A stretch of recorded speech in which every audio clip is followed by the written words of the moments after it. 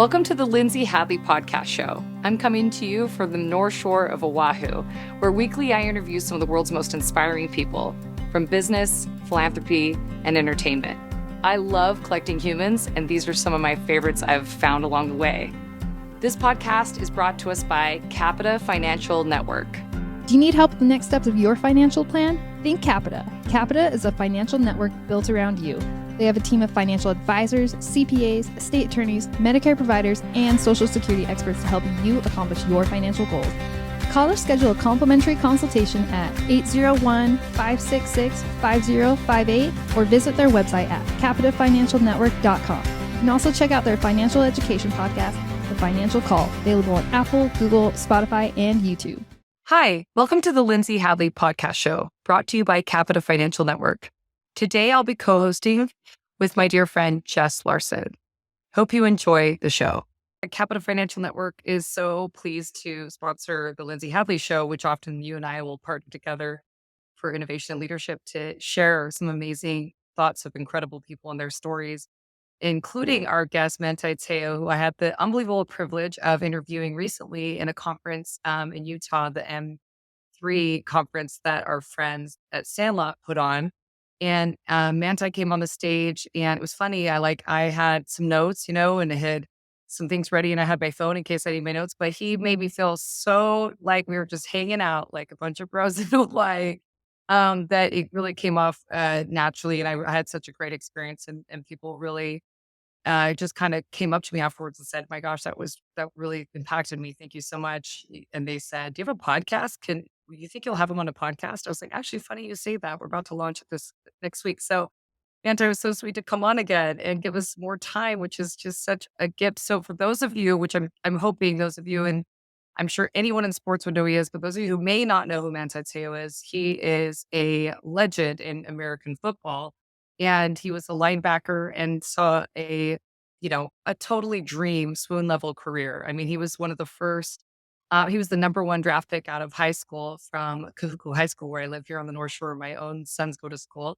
And he ended up moving on to college football and being an absolute star and a treasure in Notre Dame. And then went on to play professional football. And basically he was a finalist for the Heisman Award. I mean, he's just had one of those successful careers that anyone would dream of in sports, pursuing his passion, his work ethic, and his humility, and his unabashful beauty of living out his faith has inspired the country. And with recent scandal that took place, where Manti was a victim of what's called catfishing, there was a story there where there was a fake online persona created to actually put him in a position of vulnerability that really damaged him in significant ways. And a documentary's been made on Netflix where Manti actually shared his story. So we had the chance to talk a little bit about this. So hopefully today we can go a little deeper and share some of the things that those who were present at our conference got to hear. But Manti, thank you so much for coming on to our show. We're so grateful to have you. Thanks, guys. I appreciate it. I appreciate the time. I'm looking forward to it. Absolutely. So Manti, you tell us a little bit about, where did you get this Herculean work ethic? Because, I watched the documentary and then we talked a little about it on stage, but you're unreasonably hardworking, right? Like you are an absolute outlier achiever. Where did this come Mhm. from? And what do you want to share with our listeners about working hard and being accountable and the things that you've Yeah. developed as deep virtues of your identity? Yeah. And so, to understand the work ethic, I think you have to understand my background. I'm the oldest of seven children. And Lindsay, you would understand this. Growing up in Laie, that area is not a wealthy area to live in. People live in very humble situations. It is Hawaii, it is paradise, but paradise does have a cost. And so we lived Mhm. in a 3-bed, 1-bath house. Um, there were 9 of us in there, 8 of us, 8, 9 of us in there. And me being the oldest, I understood at a very young age that there comes a time where a bill is passed around in all of our lives. And on that bill has a price. And that price, included in that price, is the ability to change the circumstances of your family. And we all have the opportunity to pay it. And I knew that I was going to be that one. I was going to be that one to pay that price, to take my family out of the situations and out of the circumstances that we were in at that time, and to give them a better life. And so um, I learned a lot through my father and my mother and the sacrifices that they made on my behalf and my siblings' behalf, and watching my dad work hard, and just being around the community of workers. I remember when I was 5 years old, my father asked me what I wanted to be when I grew up. And I come from a football family. I come from a football community. Jess, if you've never been to La Ie, that North Shore area, that local high school it's a special thing when football comes around. And I grew up there, and so when I was 5 years old, my father asked me what I wanted to do. I knew that I was going to be a football player. But it was his follow up question that kind of put me on the path, that would lead me to overcome a lot of the things that I had to overcome and achieve a lot of the things that I achieved. And he asked me, he was like, "Do you just want to play football or do you want to be the best?" And I responded with an answer that I felt every father would want to hear from his son. And I said, "Dad, I want to be the best." I had no idea what I was signing up for. I had no idea what that entailed, but my father had a very clear plan. And from that moment on, I watched my dad go to coaching clinics, coaching camps, to learn all he could about the game of football, to teach his son um, what it took to become the best in the state of Hawaii. And I remember I actually went to Punahou. I didn't graduate from Kohuku, and that was a hard thing for me because growing up in that community, I wanted to go to Kohuku, like my father did, my uncles did, my grandfather did.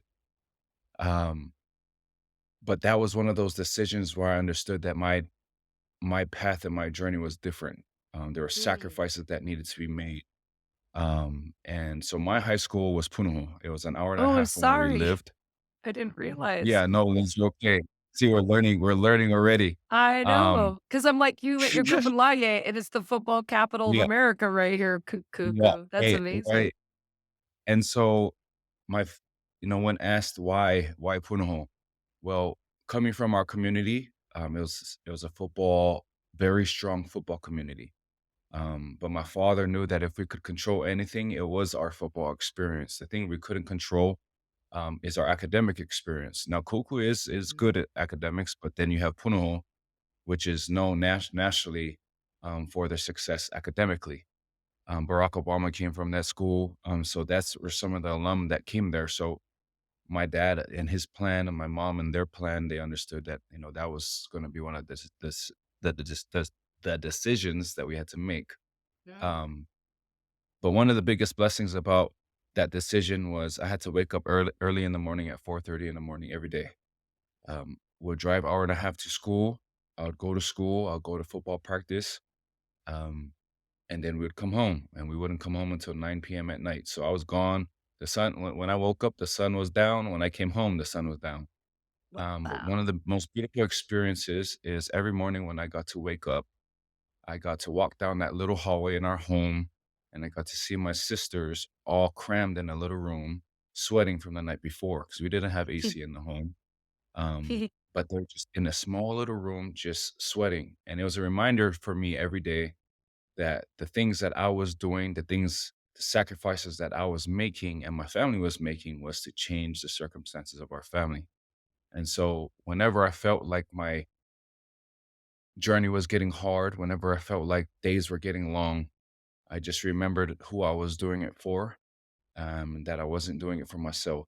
And that's what pushed me. And that's what that work ethic where it came from, was understanding that there are so many people that depend on me to make it. That is so beautiful, Manti, that when you know your why is strong, the how is easy. I think it's not lost on me that, so I'm hearing you say that as a young man, you really felt your financial security or purview of your family was like resting on your shoulders. Like you saw that there was this potential way to a different and better life. Did your parents talk to you about it? Was it in something you intuitively knew, you understood? Did they see that you had this incredible athletic prowess and they were like, "Hey, we're gonna bet all in on red on Manti"? Mhm. Well, I wasn't athletic growing up. I did have a insane work ethic, and that had a lot to do with my dad. I didn't question anything my dad asked me to do. When he go to those football camps and those coaching clinics, and he would come home and we'd be out in the yard or be at the park or at BYU running the fields and doing the drills. If my dad said jump, I asked how high. I didn't never questioned anything that he would tell me. And so I was fortunate again to come from a family of really good football players. My grandfather was probably one of the original um, successes that came out of that community. And so everybody in our community knew who my grandfather was. My uncles, my mom's brothers, they all knew who my Uncle Keala was, my Uncle Lane, my my Uncle Walter, because they were all standout football players in the 80s with Kogu. And so that was kind of my pedigree. But I I wasn't the fastest. I wasn't the strongest. I was sometimes, in some cases, the biggest. But my work ethic, my desire to push, because again, I remembered that I just kept in mind that if I don't push, then my family's still in the same circumstance. And so it's always on me, and if I have any control over that, I'm going to do everything that I can to change it. And I took that personally. And I knew that my family kind of knew the same thing because all of the resources were poured into me. In order for me to go and get the attention from college scouts, at that time colleges didn't come to Hawaii really. We had to come to the mainland, and one of the biggest camps was actually here in Utah, in Bountiful, Utah, the All Poly Camp. And back then, a whole bunch of college coaches would go to that camp. It was a full contact camp. But again, that ticket isn't cheap, and so we had to fundraise. And all my sisters sold the laulaus, 3 laulaus for $10. Also that their oldest brother could go with my dad to these camps. And so again, like you're saying, I'm starting to see like, okay, there's so much investment in me to make, Wow. you know what I mean? And it wasn't like it was any type of pressure. If anything, it was a blessing for me because it was like they're depending on me. And what greater responsibility, what greater mantle to bear than to be like, okay, like it's on me now, And so if you ever met my family, you would understand, like, we're such a close little gang, it's, we've been through it all together, and now we all live here in Utah. My father, my parents, I bought them a house out here. They were actually the first to move here.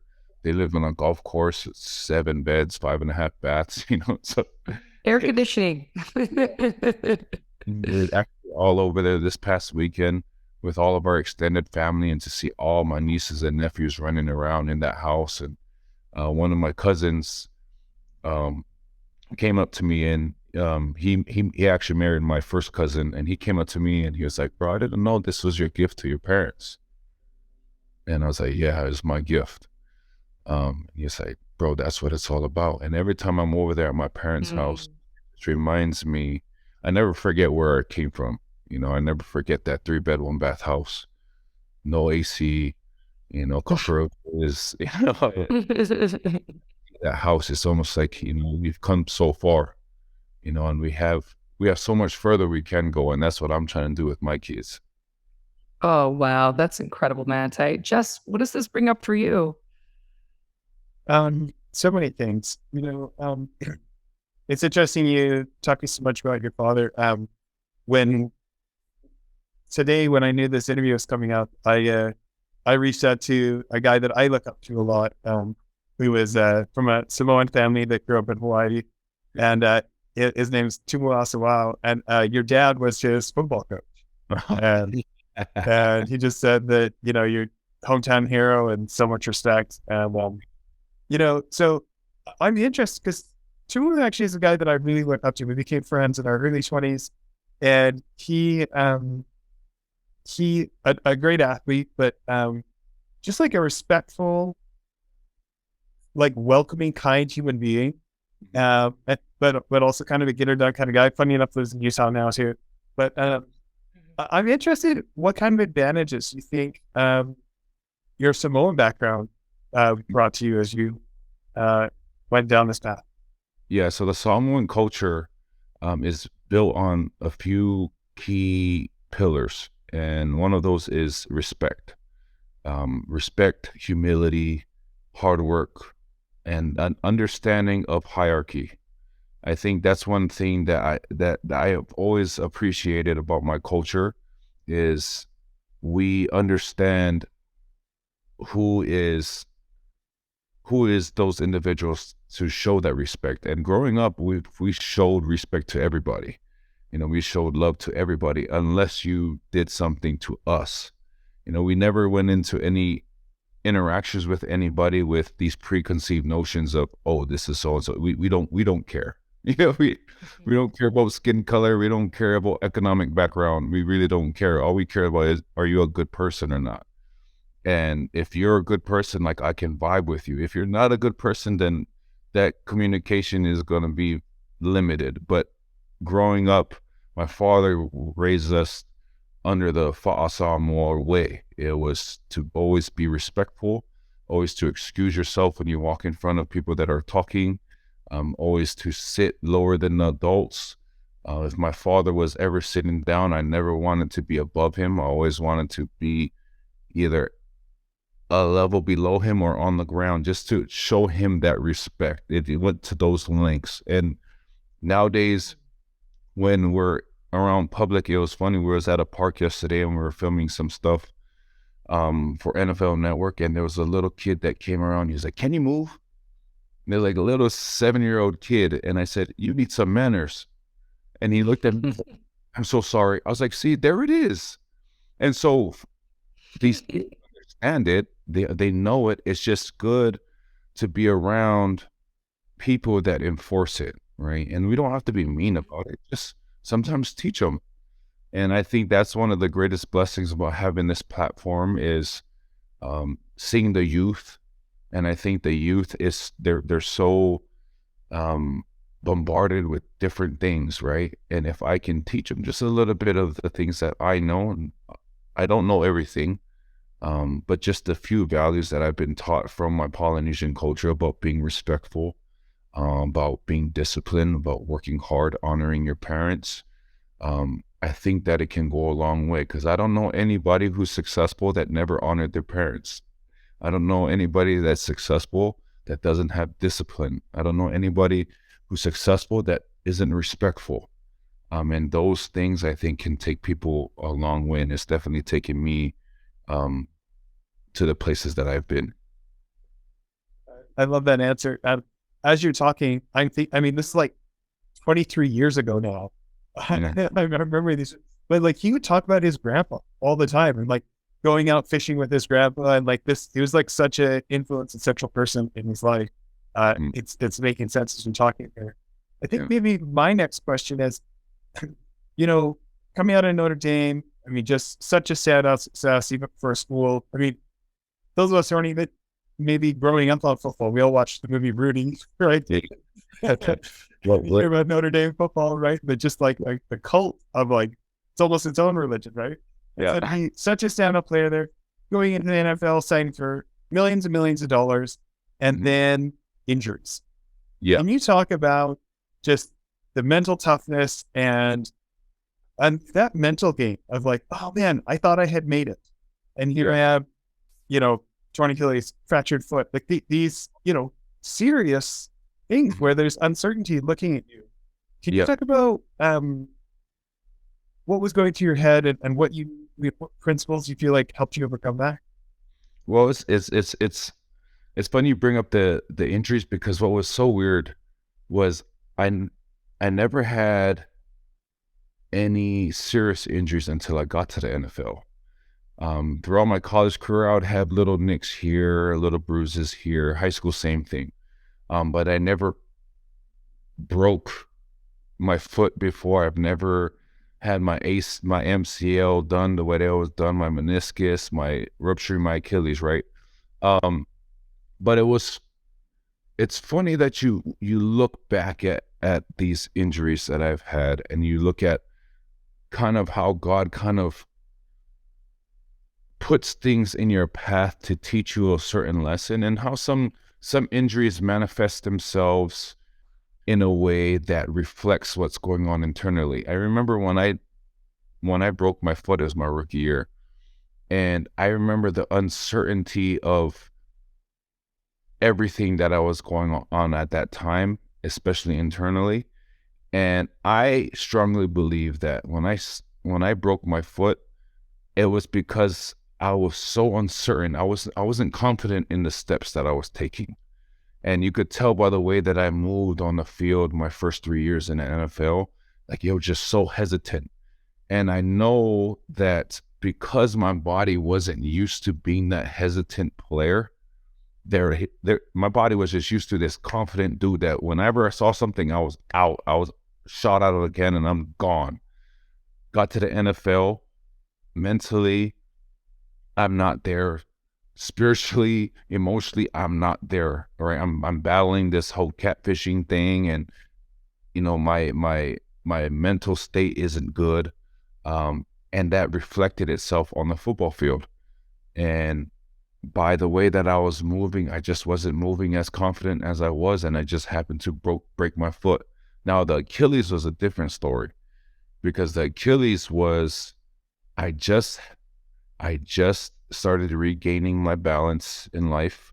I just started to feel stronger and started to feel like I was healing more from the ordeal that happened in 2013. Now it's 2016. I'm going in my contract year. My first 2 games, my contract year, I'm playing lights out. I knew that a lot was riding on that year.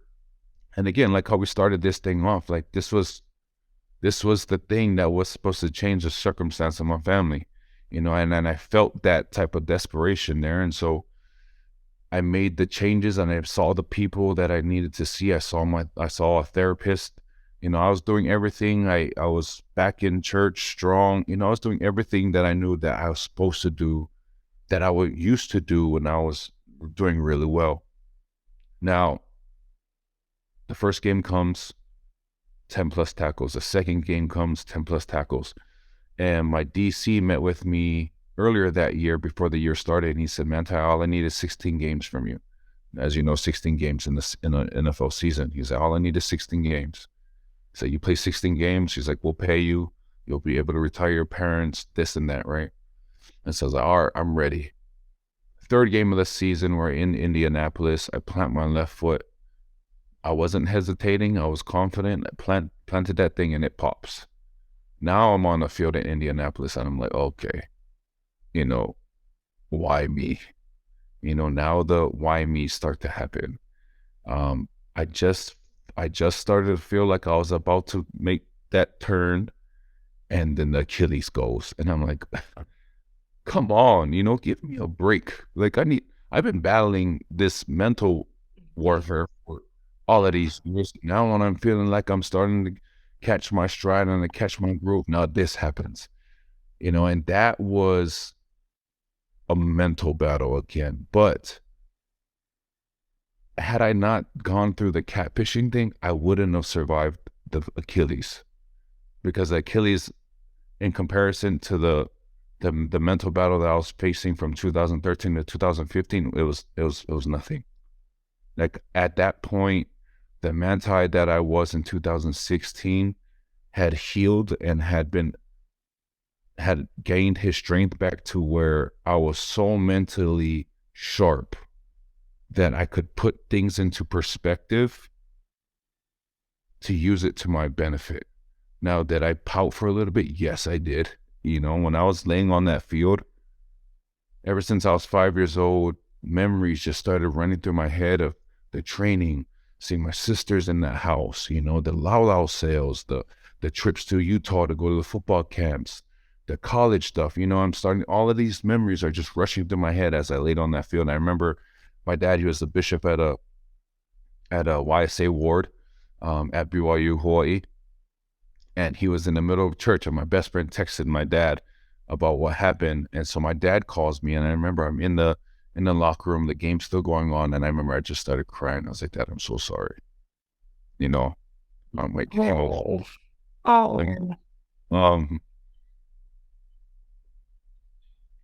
I told him I was sorry.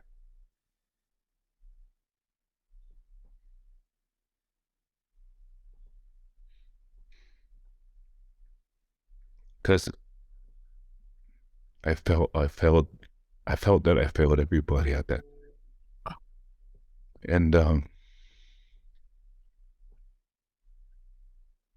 my dad said the greatest thing. He was like, I don't care what you do. You already made me proud. And that was the best thing I could hear at that point, because I wasn't thinking about my Achilles injury. I wasn't thinking that my season was over. I wasn't thinking that my career could have been over. What I was thinking was my chances of changing my family circumstance was over. But the greatest thing, again, I guess it's amazing how all of these situations work out. My sister was planning, she was preparing for her mission at that time. She was preparing, and I remember I flew back to San Diego, and the very next day, my sister showed up at my house to take care of me. And I don't know if you've been around somebody who's preparing to serve a mission, but the spirit in them is so strong. And I got to see God's love for me and how my sister cared for me. And it was that experience with my sister that had my wife join the church.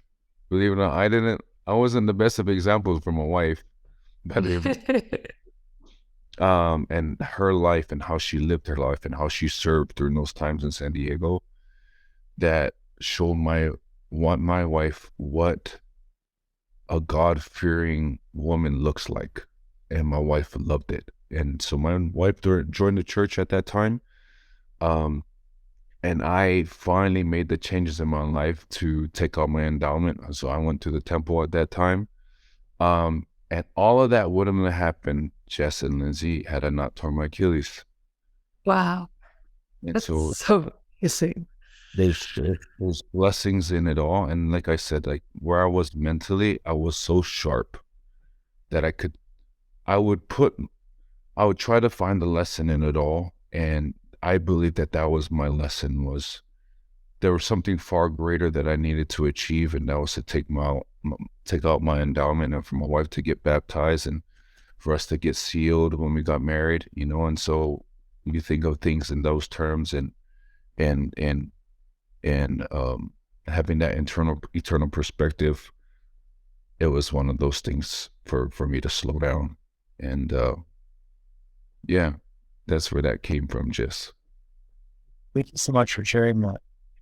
I typically Charles wants to cry on my own podcast. So he totally ruined that for me. I just want to figure that out. Yeah, sorry, that came out of the blue. I wasn't expecting to go to that story, but man, remembering that experience, it was something. Appreciate you sharing the bare truth. That real truth is the most helpful to others. When you look at questions that bring up. Oh, Manti, your beautiful heart is just so evident. It's like I feel like for as built as you are and as beautiful as you are, like your strength of character is so undeniable. And I think one of the things that touched me most about you was when I learned your story was your story of forgiveness.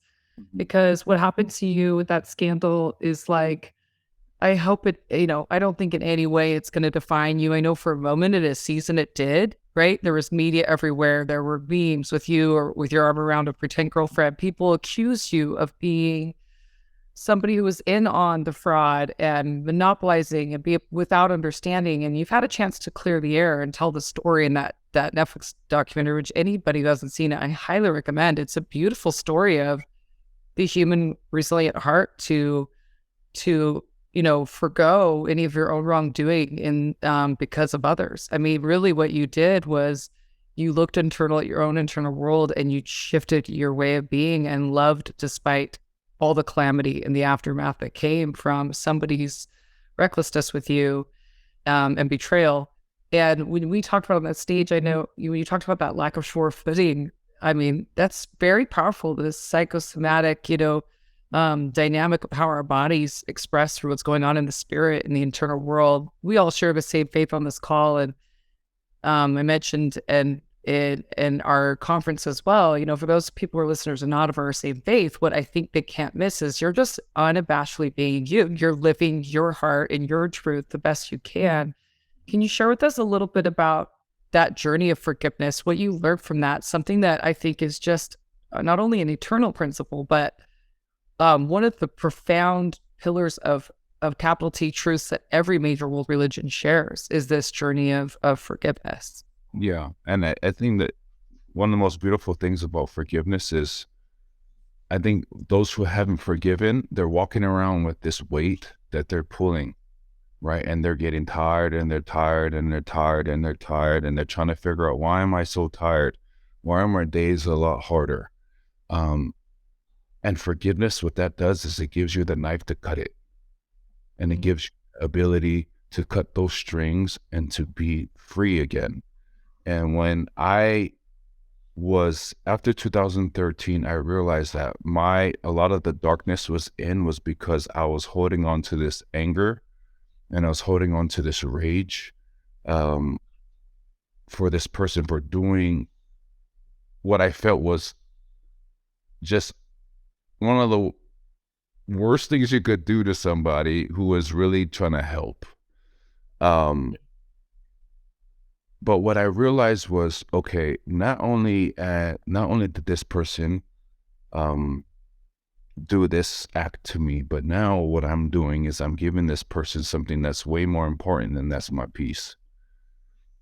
And I needed to regain that peace in my life. And so in that desperation, I was like, listen, well, I've been taught ever since we were little to forgive. And I think a lot of times we're taught these things, but it's a lot harder to do them. And so I remember the day I decided to forgive, my dad was on the call. He was a bishop, right? And so it's funny, I always make the joke. It's like, when you're the kid of a bishop, you always have two bishops. You have your bishop in your ward, and then you have your dad. And I remember my dad told me, he's like, son, you need to forgive the person. And I remember I was like, you know what? Okay.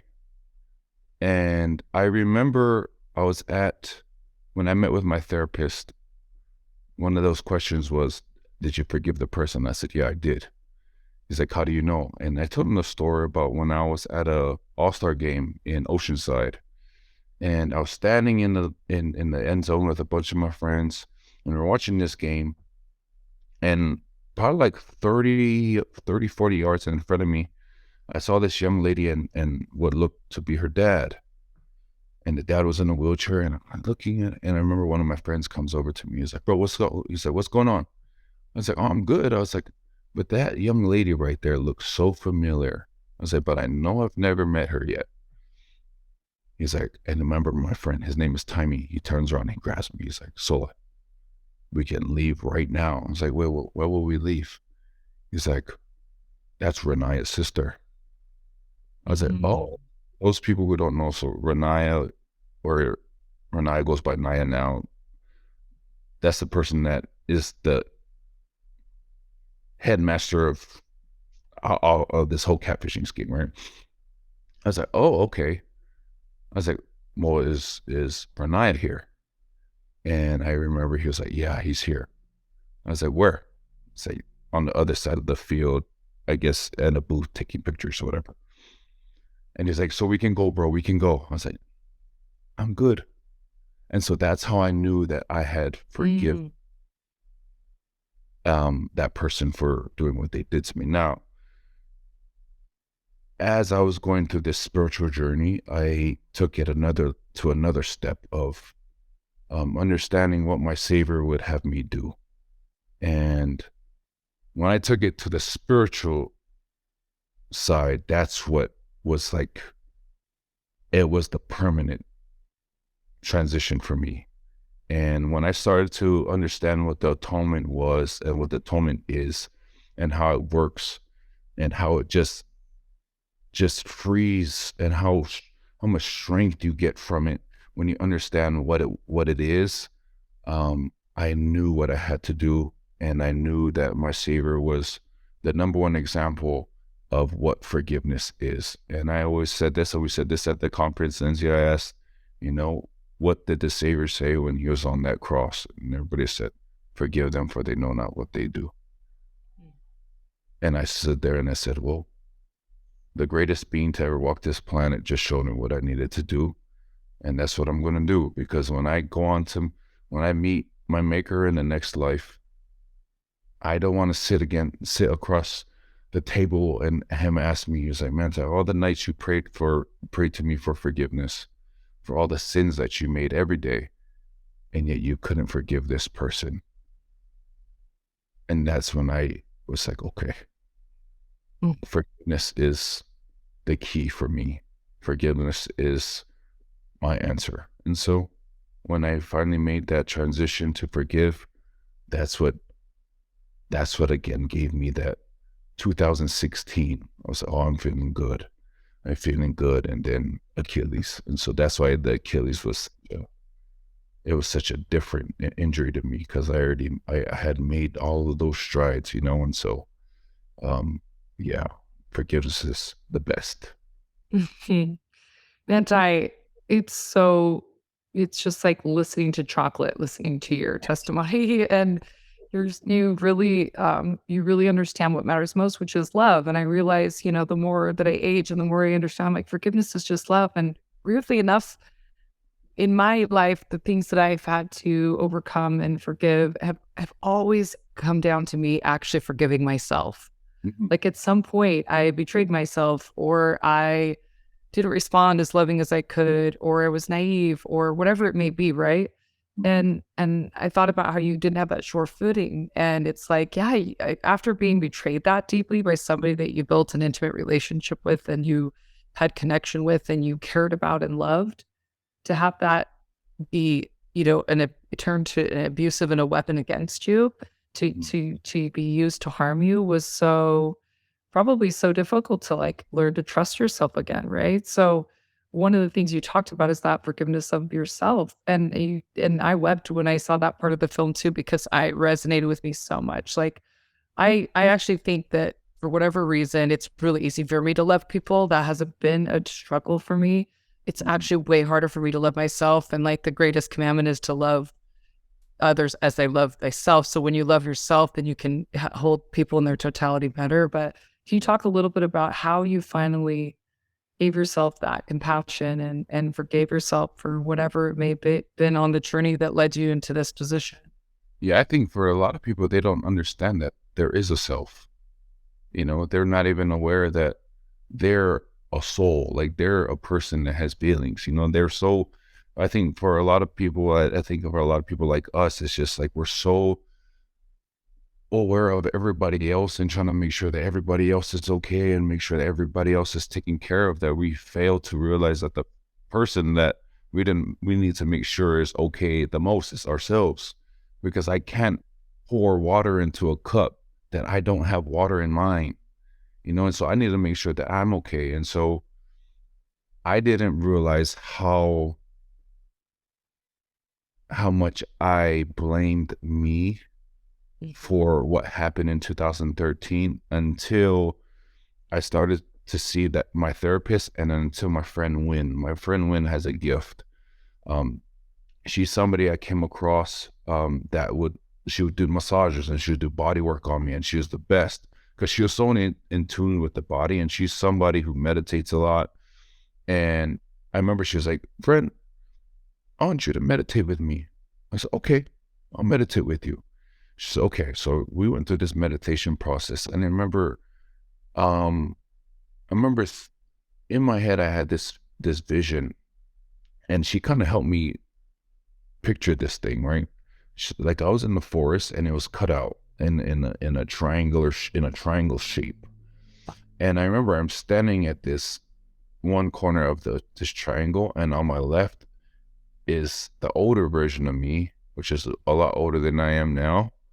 And on my right was a little boy version of me.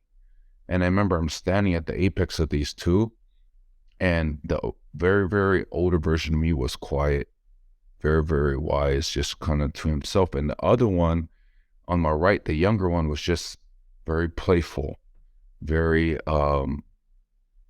just a kid that saw life and its beauties and was just happy to be there. And I remember I told my friend about that experience. I was like, yeah, so I saw the younger version of me. And she's like, what did you want to tell him? And I told her, I was like, I wanted to tell him to be careful. And she's like, did you tell him that? I was like, no, I didn't tell him that. I was like, it's important that you didn't tell him that, because in order for that little boy to get like that wise man on your left, he needed to go through what you went through in order to be like that. Wow. And so when I started understanding on that spiritual, like meditative realm, I was like, okay, everything that is meant for me, everything that happens to is meant for me. And it's always meant for my good, which is what we're always taught in church. Like everything that is sent my way, one, I know that God will never send something to me that I can't handle. Two, that it's for my good. And it's always for my good. And then so that I can be more knowledgeable, but more importantly, that I can have a bigger capacity to help and to love and to serve. And again, it just starts with the self though. It starts with you being able to forgive that little kid on the right so that he can become that mature, filled with wisdom man on the left. And so when I started to see that dynamic, I was like, okay, I understand now that the most important person that I have to make sure that is okay is that little boy. And we all have that little boy or little girl in us that is always looking at the positive side of life, that always giggles when they smell like the fresh baked cookies from mom, or like just giggles when they go to you, right? Like we always have that little kid in us that's always there. It's that little kid that you have to take care of, because once you damage that little kid, that's when you get started into getting into some trouble. And I've been in both sides. And so, yeah, forgiveness for yourself is probably the most important thing. Wow, Manti, that's so profound. Jess, do you have questions to follow up on that? Yeah, I know we're closing in on time. I'd love to hear, Manti, like you take all these lessons, whether it's discipline and tenacity and working hard even when you don't feel like it, overcoming obstacles, making stories about yourself. In the next chapter of your life, you're being a real estate investor and things like that. What's one principle that you feel like has helped you? Like, let's talk about real estate. I love real estate. What's one aspect that you feel like has helped you make good decisions or approach it in the right way? Well, it's all about, it's funny how athletics and life and investments kind of parallel each other. It was like the work I do today, I may not see the results tomorrow, but if I do good work, I'm not going to be perfect. I may make mistakes today, but if I'm consistent and if I continue to go and if I'm resilient, that I understand the only time that I fail is if I quit. Like that's the thing about people when they see failure, they're like, oh, I failed. No, you didn't fail. Have you quit yet? No, then there's no such failure then. Because as long as you don't give up, you'll never fail, because all life is about learning. Like when I do stuff right, I gain the confidence that I need so that I can do it again. But when something doesn't go well, or I make an investment that didn't make the returns that I wanted, now I just gain knowledge of what I don't want to do the next time and what I could do better going forward. And so as long as you don't quit, that's what I taught my wife. We're always going to teach our kids. I say, listen, whatever you start, you're going to finish it. We're not going to be quitters, because there's so many lessons you learn, because as we all know, it's not about the destination, it's about the journey. But if you quit, you'll never learn the lessons that the journey has to teach you. And so with real estate investment, with life, with athletics, just never give up. Those who are at the top of their game, Jess, Lindsay, you guys are successful. Had you given up, we would never be on this podcast. I'm sure there were so many times where you were stayed up at night like, man, I don't know how this is going to happen. I don't know how this deal is going to close. But you had that choice at that time. It was like, do you just run from it? Do you quit? Or do you just duke it out? And for me, I've always been that way of like, listen, it may not feel comfortable right now, but I know that what I'm doing is right. I know that what I'm doing is not just for myself, it's for my family. And if I can check off those 2 boxes, I'm going. There's no stopping me. I'm just going to figure things out. I'm going to adjust where I need to adjust, but I'm going to finish it, and then when I finish that project, it's on to the next. I love that answer. Well, Linz, why don't you close us off for today? Manti, so you've got this beautiful family, and as I mentioned, you have this real AF wife. She's so cute. She's so basic. And you've got beautiful little children.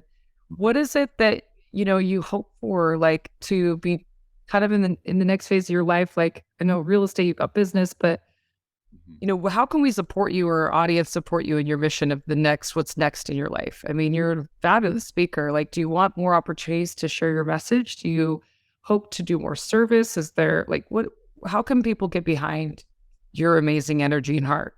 Well, I've been doing a lot of public speaking, especially since the documentary came out. So if anybody sees my story and knows that I can help them, feel free to reach out to my agent on UTA, United Talent Agency, if you need. Because I think we discussed it over there at the MW3, Lindsay. I was like, I found my passion.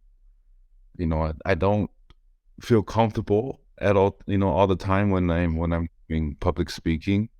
But I love when I'm connecting with somebody, and I love when I see that my life and my life story is helping somebody in their life and their life story. And it's almost like, I remember when the documentary came out, for the past 10 years of my life, I was like, man, Heavenly Father, like, what is my purpose, man? I'm trying to make a difference here, but nobody wants to know anything from a guy who got catfished, like, nobody cares, 16th happens, and it was as if within, I would say 2 hours, because I remember people in Europe saw it first, or Australia, they saw it first, and within hours of that, like, hundreds and hundreds and hundreds of messages of people have reached out saying that they were going through certain things, mental health things, depression, whatever it is. And watching that documentary gave them hope. And it was like, God told me, it's like, why had you go through what you went through? This is your purpose. And so when I have these interactions with people, and we get to hear, like how you heard Lindsay, of people who enjoyed the speech, or they enjoyed the conversation, it's just like, okay, I love that. And so how can we afford, if anybody needs me to be there, I'll be there. But if you can just go out in your daily routine and just tell somebody that they're loved, man, I think that would be even better. Because you can sit in a stadium full of thousands of people and they just tell one other person that they're loved. Imagine how that spreads. And I think if we could do that one person at a time, we can make this world a better place. Oh, man, come on. Thank you so much for being on the show with us today. And Jess, thanks for co-hosting with me. Thank so much love to you both. Thank you. You too, Lindsay. Do you need help with the next steps for your financial plan? Think Capita.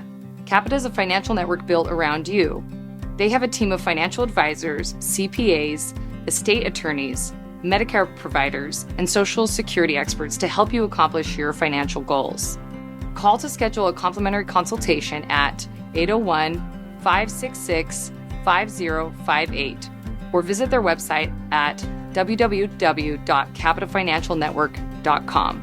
You can also check out their financial education podcast, The Financial Call, Available on Apple, Google, Spotify, and YouTube.